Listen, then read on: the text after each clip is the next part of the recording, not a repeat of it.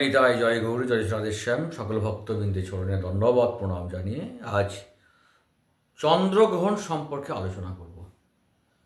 আগামী 3রা মার্চ মঙ্গলবার যে পূর্ণিমা তিথি, অর্থাৎ যে গৌর পূর্ণিমা দোল উৎসব, ওই দিন পূর্ণগ্রাস চন্দ্রগ্রহণ। কিন্তু ভারতবর্ষে দৃশ্য হবে কি গ্রস্তদয় দৃশ্য হবে, গ্রস্তদয় রূপে দৃশ্য হবে। গ্রস্তদয় বলতে কি বোঝায়, খুব মন দিয়ে শুনবেন। গ্রহণ শুরু হচ্ছে, অর্থাৎ আরম্ভ হচ্ছে 3:20 তো 3:20 গ্রহণ শুরু হচ্ছে, তখন কিন্তু আমাদের সূর্য থাকে। তাই সূর্যের জন্য আমরা কিন্তু চন্দ্রকে দেখতে পাই না। সূর্যাস্ত হবে 5:37। 5:37 যখন সূর্যাস্ত হবে, তারপরে কিন্তু আমরা সেই গ্রহণ দৃশ্য পাব, সেই গ্রহণকে আমরা দেখতে পাব। তাহলে গ্রহণ যখন আমরা দৃশ্য পাবো, তাহলে গ্রহণ চলছে কতক্ষণ? গ্রহণ চলছে 3 ঘন্টা 28 মিনিট ধরে গ্রহণ চলবে। গ্রহণের স্থিতি, গ্রহণের মধ্য কখন? 5:05। আর গ্রহণ সমাপ্ত হচ্ছে 6:48। তাহলে আমরা যখন দৃশ্য আমরা দেখব, তখন কিন্তু সূর্যাস্তের পরে, অর্থাৎ 5:37 পরে। তখন যখন আমরা দেখব, তখন কিন্তু তখন কিন্তু গ্রহণ চলছে। তা গ্রহণের শুরুটা আমরা কিন্তু দেখতে পাচ্ছি না।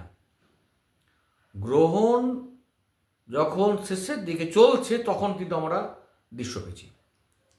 তাই গ্রস্তদয় রূপে দৃশ্য।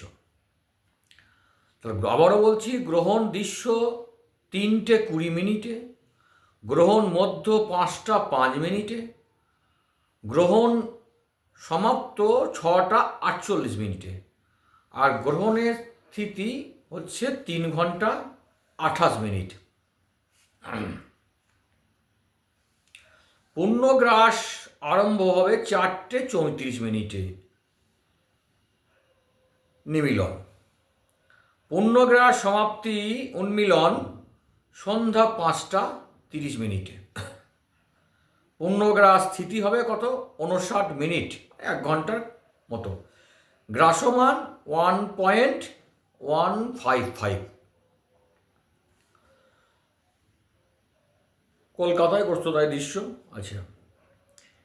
এই গ্রহণ কারা কারা দেখতে পাবে, কোন কোন রাশিতে এই গ্রহণ শুভ?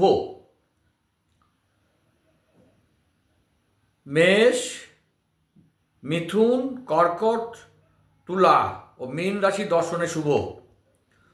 উক্ত রাশি হইলেও জন্মতারার জন্য ভরণী নক্ষত্রাশ্রিত মেষ রাশি দর্শন নিষিদ্ধ।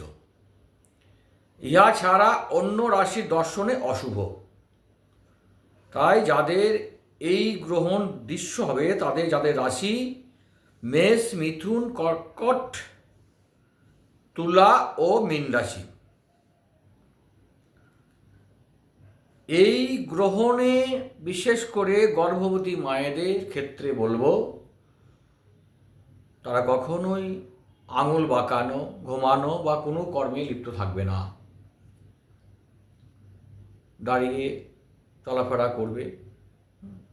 এর পক্ষে এই গ্রহণের একটাই কর্ম, একটাই কাজ, ভগবানের নাম করা। ভগবানের নাম করা। হরে কৃষ্ণ কৃষ্ণ কৃষ্ণ হরে হরে, হরে রাম রাম রাম হরে হরে। কন্টিনিউভাবে ভগবানের নাম করতে হবে যতক্ষণ গ্রহণ চলবে। গ্রহণের শেষে প্রত্যেকে কিন্তু স্নান করতে হবে। শাস্ত্রে কিন্তু গ্রহণের শেষে, গ্রহণ হলে পথে সেই গ্রহণ যদি দৃশ্য হয়, তাহলে কিন্তু স্নানের কথা বলা আছে। স্নান না করলে কি হবে সেটাও বলা আছে। সুতরাং প্রত্যেকেই গ্রহণের শেষে কিন্তু স্নান করবেন। আর কোনো রকম রন্ধন করা যদি থাকে সেই রন্ধন কিন্তু সেবা চলবে না। সেই সময় তো রন্ধন করা চলবেই না, পূর্বেও যদি কোনো রন্ধন থাকে সেই রন্ধনও চলবে না। সেই সমস্ত খাবার কেউ পাবে না। গ্রহণের শেষে সমস্ত কিছু যে পাত্রগুলো থাকবে সেগুলো পরিষ্কার করে জলে ধুয়ে ধৌত করে পরিষ্কার করে তারপরে প্রসাদ রন্ধন করতে পারে। আর শুকনো খাবার যেগুলো থাকবে, চিড়া মুড়ি বিস্কুট এসব যেসব শুকনো খাবার থাকে সেই সব খাবারে, সেই সব খাদ্যতে তুলসী পাতা দিয়ে রাখবে। আর অবশ্যই সকলকে আবারও বলছি, গ্রহণের শেষে কিন্তু স্নান অবশ্যই করতে হবে। একদম সকলেই গ্রহণকে খুব নিষ্ঠা নিয়ম মেনে চলুন। সকলেই খুব ভালো থাকুন। নিতাই গৌর হরি বল, হরি বল, হরি বল। হরে কৃষ্ণ কৃষ্ণ কৃষ্ণ হরে হরে, হরে রাম রাম রাম হরে হরে, হরে কৃষ্ণ কৃষ্ণ কৃষ্ণ হরে হরে, হরে রাম রাম রাম হরে হরে, হরে কৃষ্ণ কৃষ্ণ কৃষ্ণ হরে হরে, হরে রাম রাম রাম হরি বল হরি বল হরি।